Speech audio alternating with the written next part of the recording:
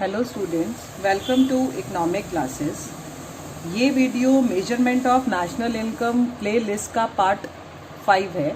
इससे पहले इसके 4 वीडियोस आ चुके हैं जिसमें मैंने आपको 2 मेथड नेशनल इनकम मेजर करने के क्लियर करे। पहला वैल्यू एडेड मेथड पार्ट 1 में उसके स्टेप्स क्लियर किए, पार्ट 2 में हमने न्यूमेरिकल्स करे, पार्ट 3 में हमने इनकम मेथड और उसकी प्रिकॉशंस को सीखा, उसके स्टेप्स को सीखा और फोर्थ वीडियो में हमने इनकम मेथड के न्यूमेरिकल को सीखा। आज ये 5th वीडियो है, इसमें हम एक्सपेंडिचर मेथड की बात करेंगे। तो अब हम वीडियो को स्टार्ट करते हैं। आपको पता है कि किसी भी देश में उसकी डोमेस्टिक टेरिटरी में जितनी भी फाइनल गुड्स एंड सर्विसेज बनाई जाती है, जितनी भी, वो फाइनल गुड्स एंड सर्विसेज कौन खरीदेगा? ठीक है, ये आपको सोचना है कि कौन खरीदेगा। अगर मैं आपसे ये क्वेश्चन करूं तो आपके मन में कौन आएगा? एक तो आप पहले खुद के बारे में सोचोगे कि हम लोग खरीदते हैं, लाइक हाउस होल्ड्स, गवर्नमेंट भी खरीदती है, फर्म्स भी खरीदती हैं, फॉरेनर्स भी खरीदते हैं। तो ये सब हैं जो कुछ ना कुछ गुड्स एंड सर्विसेज को, फाइनल गुड्स एंड सर्विसेज को खरीदते हैं। तो हम इन चारों को, जो इन चारों ने फाइनल एक्सपेंडिचर किया, अगर हम उन चारों के फाइनल एक्सपेंडिचर को, ठीक है, अगर हम जोड़ दें तो हमें जीडीपी एमपी मिल जाएगा। अब ये तो बड़ा सिंपल सा, मैंने ऐसे आपको बताया कि इनका खर्चा जोड़ दो, बट इनके एक्सपेंडिचर को हम कैटेगराइज करेंगे अलग अलग तरीके से। ठीक है, वो किस तरीके से करेंगे? सबसे पहला स्टेप इसका लेते हैं हम, स्टेप 1। स्टेप 1 में हम सबसे पहले करेंगे क्लासीफाई ऑफ इकोनॉमिक यूनिट। सबसे पहले हम आइडेंटिफाई करेंगे, identification of economic units, identification of economic units incurring final expenditure, जो क्या करते हैं? फाइनल एक्सपेंडिचर करते हैं। ठीक है, वो यूनिट्स हमारे जो हैं वो 4 होते हैं। पहला होता है हमारा हाउस होल्ड सेक्टर, दूसरा होता है हमारा प्रोड्यूसर सेक्टर, जिसके अंदर फॉर्म्स आ गई, तीसरा है हमारा गवर्नमेंट सेक्टर, और चौथा है हमारा रेस्ट ऑफ द वर्ल्ड यानी कि फॉरेन सेक्टर। अब ये 4 सेक्टर ने खर्चा करा, मैंने आपको बोला मैं इन चारों के एक्सपेंडिचर को ऐड कर दूं अगर, ठीक है, expenditure incurred by these sector if added we get GDP MP. But अब ये ऐसे नहीं मिलेगा ना, अब हमको इनके एक्सपेंडिचर को कैटेगराइज करना है। ठीक है, हमने क्या करना है? इसका क्लासिफिकेशन। अब हमारा क्या होगा? स्टेप 2। स्टेप 2 में मैं क्लासिफिकेशन करूंगी बेटा ऑफ फाइनल एक्सपेंडिचर, जो इन चारों सेक्टर ने फाइनल एक्सपेंडिचर किया। अब अगले स्टेप में मैं उसका क्लासिफिकेशन करूंगी। क्लियर? वो क्लासिफिकेशन हम 4 तरीकों से करते हैं, 4 पार्ट में करते हैं। पहला part private final consumption expenditure, दूसरा हम इसमें करेंगे गवर्नमेंट फाइनल कंजम्पशन एक्सपेंडिचर। इसको मैं शॉर्ट फॉर्म में सी से डिनोट करती हूँ, इसको मैं शॉर्ट फॉर्म में जी से डिनोट करती हूँ। तीसरा हम इसमें करेंगे ग्रॉस डोमेस्टिक कैपिटल फॉर्मेशन, जिसको मैंने किससे डिनोट करा? आई से डिनोट करा। लास्ट हम इसमें करेंगे नेट एक्सपोर्ट। नेट एक्सपोर्ट का मतलब एक्सपोर्ट माइनस इंपोर्ट। क्लियर है ये बात? तो ये 4 में मैंने कैटेगराइज करा। अब 1 बाय 1 अब हम इन चारों को समझेंगे।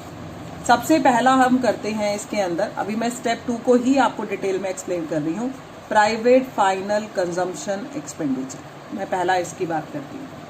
अब इसके अंदर क्या क्या आता है? इसके अंदर आते हैं हाउस होल्ड्स, इसके अंदर आते हैं इंडिविजुअल्स, इसके अंदर आते हैं non profit institution serving household, serving household. तो ये तीनों इसके अंदर आते हैं, हाउसहोल्ड भी आते हैं, इंडिविजुअल्स भी आते हैं, non profit institution serving household भी आते हैं। अब आपको देखो ये दो तो पता है, हाउसहोल्ड का क्या होते हैं, इंडिविजुअल कौन होते हैं। अब जो ये बताती हूँ कौन होते हैं। ये वो इंस्टीट्यूशन है जिसके अंदर कोई भी ऐसा इंस्टीट्यूशन जो चैरिटेबल पर्पज से चल रहा है, ठीक है, वो आता है इसके अंदर। इसके अंदर जो है हेल्प एज ग्रुप भी आते हैं, ये आपने नाम सुना हो। इसके अंदर क्लब्स आते हैं जो सिर्फ चैरिटेबल पर्पज से चल रहे हैं, नॉन प्रॉफिट इसीलिए बोला गया। तो इन तीनों ने जो भी फाइनल गुड्स एंड सर्विसेज पर खर्चा करा, ठीक है, इन तीनों ने जो भी फाइनल गुड्स एंड सर्विसेज पर एक्सपेंडिचर करा, मैं अगर उन तीनों को ऐड कर दूं तो मुझे प्राइवेट फाइनल कंजम्पशन एक्सपेंडिचर मिल जाएगा, जिसको मैंने किससे डिनोट किया था, सी से। क्लियर है ये बात, आपको समझ आ गया होगा। अब आगे चलते हैं। अब जो ये फाइनल एक्सपेंडिचर है ना, ये भी बता दूं कि ये जो फाइनल एक्सपेंडिचर है ये ड्यूरेबल गुड्स में करते हैं, ड्यूरेबल गुड्स में भी करते हैं, नॉन ड्यूरेबल गुड्स में भी करते हैं, ठीक है, और ये सर्विसेज पे भी करते हैं। अब ड्यूरेबल गुड्स क्या होते हैं, जिनकी लाइफ टाइम जो होता है ज़्यादा, जैसे घर में फ्रिज है, एसी है। नॉन ड्यूरेबल जो वन टाइम यूज गुड्स होती हैं, जितनी भी वेजिटेबल्स हो गया, मिल्क हो गया, फ्रूट हो गया, बटर हो गया, घी हो गया। सर्विसेज लाइक बैंकिंग की सर्विसेज हो गई, डॉक्टर की सर्विसेज हो गई, तो इस तरह से ट्रांसपोर्टेशन की सर्विसेज हो गई। तो ये सारा कुछ जो है वो ये यूज करते हैं। जो भी इन्होंने इन चीज़ों में फाइनल एक्सपेंडिचर किया, अगर मैं उसको ऐड कर दूं तो मुझे मिल जाता है प्राइवेट फाइनल कंजम्पशन एक्सपेंडिचर। ये क्लियर। सेकंड पे चलते हैं।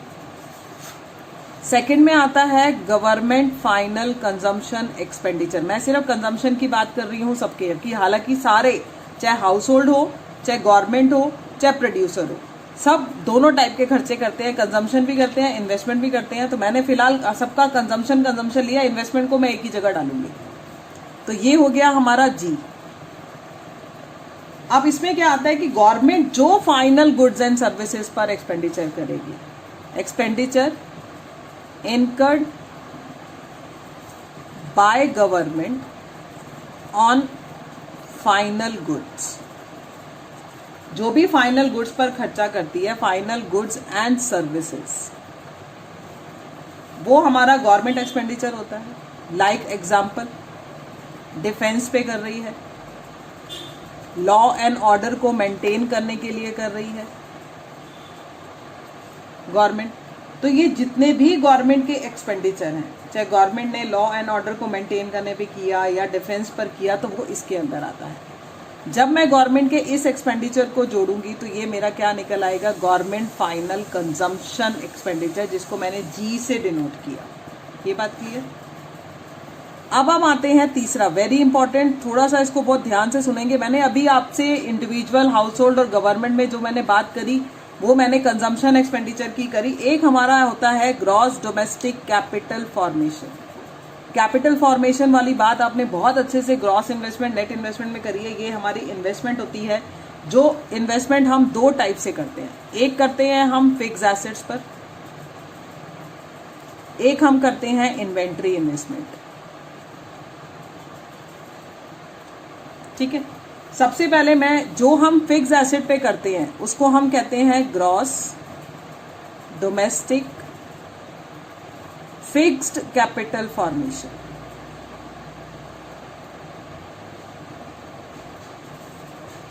यहां पर मैंने लिखा है ग्रॉस डोमेस्टिक कैपिटल फॉर्मेशन, ये टोटल है। इसमें को मैंने दो पार्ट में बांटा। जो मैंने फिक्स एसेट पर खर्चा हुआ, जो भी प्रोड्यूसर ने करा, उसको हमने बोला gross domestic fixed capital formation. मैंने ये अंडरलाइन करा है, वर्ड पे फोकस करो। और एक होता है इन्वेंट्री इन्वेस्टमेंट, जिसको आप चेंज इन स्टॉक कहते हो, ये आपको पता है, closing stock minus opening stock.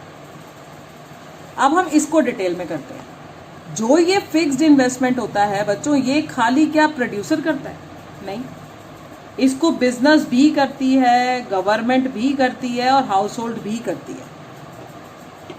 अगर तो इसे फॉर्म कर रहे हैं ठीक है, तो हम उसको कहेंगे ग्रॉस बिजनेस फिक्स्ड इन्वेस्टमेंट। अगर ये चीज हाउस होल्ड कर रही है, हाउस होल्ड खाली कंजम्पशन पे थोड़ा ना एक्सपेंडिचर करती है, हाउस होल्ड फिक्स्ड एसेट पे भी करती है, घर बना रहे हैं, तो उसको हम कहते हैं ग्रॉस रेजिडेंशियल कंस्ट्रक्शन। तीसरा, अगर ये गवर्नमेंट करे तो उसको हम कहते हैं ग्रॉस पब्लिक एक्सपेंडिचर। ठीक है, अब जो बिजनेस फिक्स इन्वेस्टमेंट है वो होती है प्लांट एंड मशीनरी में, बिल्डिंग में, इस तरह से। ठीक है, जो हाउस होल्ड होते हैं वो किस में करते हैं, घर बनाने में, हाउसेज में, फ्लैट्स में। जो गवर्नमेंट होती है वो किस में करती है, रोड्स बनाने में, ब्रिजेस बनाने में। तो ये सब इन तीनों की कैटेगरी जो मैंने ली, ये तीनों की कैटेगरी का कंजम्पशन एक्सपेंडिचर तो लिया ही लिया मैंने, फिक्स भी लिया। अब इन तीनों को ऐड करने पर बच्चों मुझे मिलता है gross domestic fixed capital formation. और एक इन्वेस्टमेंट होती है इन्वेंट्री, जिसको चेंज इन स्टॉक कहते हैं। जब मैं इन दोनों को ऐड करती हूं तब मुझे मिलता है ग्रॉस डोमेस्टिक कैपिटल फॉर्मेशन। अब क्वेश्चन में आपको ये भी दे सकते हैं, हो सकते हैं ग्रॉस डोमेस्टिक फिक्स्ड और इन्वेंट्री के नाम से दे दे, तो आप इन दोनों को ऐड कर देना।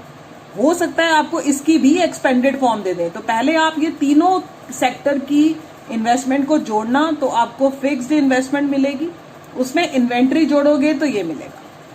बाकी मैं अभी चार्ट बना के दिखाऊंगी आपको, उस चार्ट से आपके लिए और इजी हो जाएगा। ठीक है, और क्लोजिंग स्टॉक माइनस ओपनिंग करा तो इन्वेंट्री तो आपको पता ही है।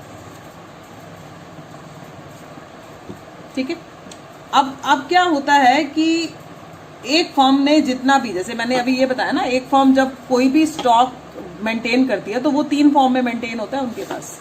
ये बात आपको अकाउंट्स के स्टूडेंट्स हो आपको पता है कि जो मेंटेन होता है वो रॉ मटेरियल में भी होता है, वर्क इन प्रोग्रेस में भी होता है, जिसको सेमी फिनिश कहते हो, और फिनिश में भी होता है।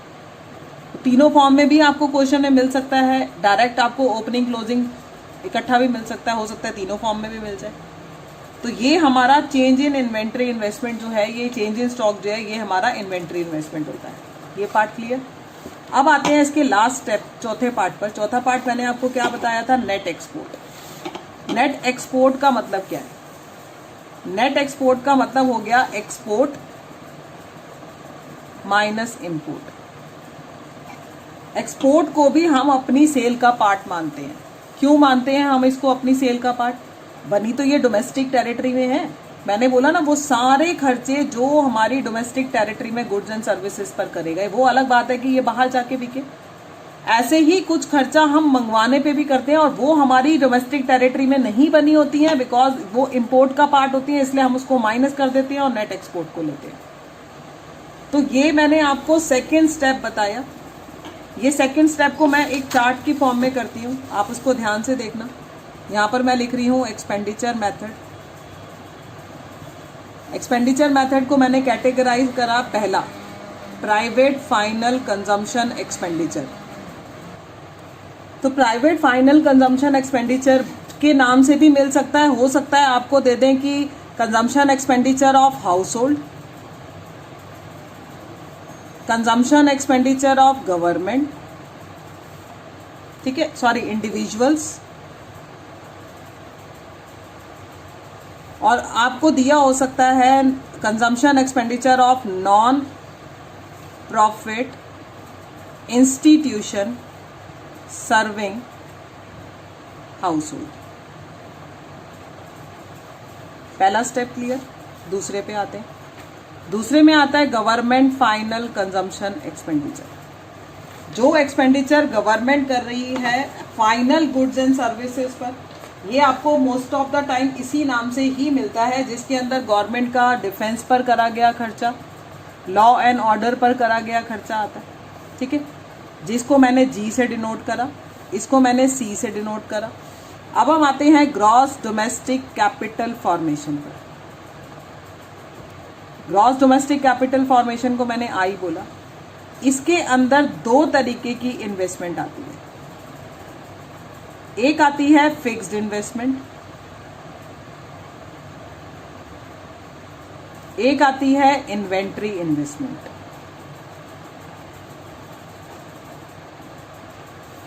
फिक्स इन्वेस्टमेंट को भी फर्दर मैंने 3 पार्ट्स में क्लासिफाई किया था। अगर फॉर्म करे तो उसको कहते हैं बिजनेस फिक्स्ड इन्वेस्टमेंट। अगर वही एक्सपेंडिचर हाउस होल्ड करे तो उसे कहते हैं house hold construction, residential construction, gross residential construction. यही गवर्नमेंट करे तो उसे बोलते हैं gross public investment, gross business fixed investment. यानी कि इन तीनों को ऐड करने पर मुझे ग्रॉस फिक्स्ड इन्वेस्टमेंट मिलता है। और फिक्स्ड इन्वेस्टमेंट में अगर मैं इन्वेंट्री इन्वेस्टमेंट को प्लस करती हूं तो मुझे ये मिलता है। अब इन्वेंट्री इन्वेस्टमेंट मैंने क्या बताया, closing stock minus opening stock, जिसको आप चेंज इन स्टॉक भी बोलते हैं। चौथा आता है हमारा नेट एक्सपोर्ट। मैंने रीजन बता दिया, एक्सपोर्ट हमारी डोमेस्टिक टेरिटरी में बनी हुई चीजें हैं तो इसीलिए वो हमारी सेल का पार्ट है। इंपोर्ट हमारी डोमेस्टिक टेरिटरी में नहीं बना होता है, इसीलिए उसको हम डिडक्ट कर देते हैं, यानी कि एक्सपोर्ट माइनस इंपोर्ट। तो ये मैंने पूरा चार्ट बना दिया जिससे आपको ये सब क्लियर हो जाएगा।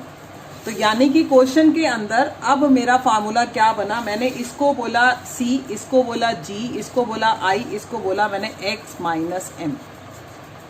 यानी कि मेरा जीडीपी क्या हो गया, GDP MP is equal to C plus G plus I plus X minus M. इसको ऐसे भी लिख सकते हैं, private final consumption expenditure plus government final consumption expenditure plus gross domestic capital formation plus net export. अब GDP MP आ गया तो नेशनल इनकम निकालना तो आसान है। जीडीपी एमपी, ग्रॉस से नेट के कंसेप्ट पे जाएंगे तो क्या करेंगे, माइनस डेप्रिसिएशन। डोमेस्टिक से नेशनल के कंसेप्ट पे जाएंगे तो माइनस एनएफआईए। एमपी से एफसी के कंसेप्ट पे जाएंगे तो माइनस एनआईटी। क्लियर?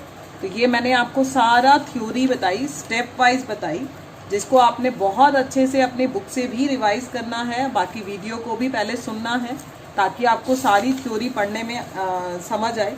अब हम करते हैं इसकी कुछ प्रिकॉशंस। जब इस मेथड से हम नेशनल इनकम की कैलकुलेशन करें तो हमें क्या क्या प्रिकॉशंस जो हैं ध्यान में रखनी है। अब मैं प्रिकॉशंस की बात करती हूँ। सबसे पहला, वैसे तो काफ़ी हद तक जो प्रिकॉशंस हैं वो मिलती जुलती होती हैं, बट थोड़ी सी कुछ जो अलग अलग होती हैं उनको ज़रूर ध्यान में रखना है। सबसे पहला कि expenditure on final goods and services को लेना है हमने, ठीक है। एक्सपेंडिचर ऑन फाइनल गुड्स यानी इंटरमीडिएट नहीं आती है, ठीक है। फाइनल गुड्स एंड सर्विसेज, ये इंक्लूड बता रही हूं मैं पहले, ठीक है। दूसरा, expenditure on commission on sale of, दूसरा expenditure on commission on sale and purchase, sale and purchase of second hand good. सिर्फ सेकेंड हैंड गुड का कमीशन लेना है, ये बात मैं पहले भी आपको बता चुकी हूँ। Expenditure on brokerage, expenditure on brokerage. देखो इनकम थी तो मैं income received in form of brokerage बोलती थी, यहाँ मैं एक्सपेंडिचर मेथड करा रही हूँ तो मैं एक्सपेंडिचर ऑन ब्रोकरेज बोल रही हूँ, मतलब वही है बट अब हम खर्चे की साइड से ले रहे हैं। Expenditure on brokerage on sale of shares, debentures, bonds. Clear है ये इसके अलावा imputed expenditure on account production. अगर आपका कोई भी ऑन अकाउंट प्रोडक्शन पे खर्चा हो रहा है, ऑन अकाउंट प्रोडक्शन यानी कि जिसका यूज आप खुद करने वाले हो, उसका खर्चा भी हम इसमें इम्प्यूटेड वैल्यू लेते हैं। मैं सिर्फ वर्ड एक्सपेंडिचर आगे लगा रही हूँ क्योंकि अब मैं एक्सपेंडिचर का टोटल कर रही हूँ इसीलिए। अब नॉट इंक्लूडेड में आते हैं अगर हम, तो हमने क्या क्या नहीं लेना, एक्सपेंडिचर ऑन इंटरमीडिएट, इसी से जोड़ते जाओ। फाइनल लेना है तो क्या नहीं लेना, इंटरमीडिएट। Expenditure on intermediate. अगर हमने कमीशन सेल बायलेटरल लिया तो हमें कोई भी टाइप की ट्रांसफर इनकम नहीं लेनी, लाइक डोनेशन हो गया, चैरिटी हो गया, स्कॉलरशिप हो गया, ओल्ड एज पेंशन हो गया, ये नॉन प्रोडक्टिव सर्विसेज है। इनके बदले में कोई गुड्स एंड सर्विसेज पर एक्सपेंडिचर नहीं हो रहा। Expenditure on sale and purchase of second hand goods नहीं लेना, बट उसका कमीशन लेना है, मैंने अभी बताया। Expenditure on purchase of share debenture नहीं लेना, क्योंकि ये एक पेपर वर्क है सिर्फ, और लेकिन इस पर दिया गया ब्रोकरेज हमने लेना है। तो अब इस तरह से इंक्लूडेड और नॉट इंक्लूडेड में क्लासीफाई करके भी प्रिकॉशन लिख सकते हैं, क्योंकि बच्चों बोर्ड में थ्योरी में इसके स्टेप्स भी आ सकते हैं लिखने के लिए। तो जैसे जैसे मैंने वीडियो में बताया, बस आप वैसे ही थ्योरी को लिख के आइए, आपको अपने आप पूरे नंबर मिलेंगे, बिल्कुल प्रिकॉशन के साथ। तो इस तरीके से आज हमने एक्सपेंडिचर मेथड को कंप्लीट किया। अगर आपको वीडियो ठीक लगा हो, पसंद आया हो, तो इसको लाइक और शेयर ज़रूर करना, और अगर चैनल को अभी तक सब्सक्राइब नहीं किया तो प्लीज़ इसको सब्सक्राइब भी करें। Thank you.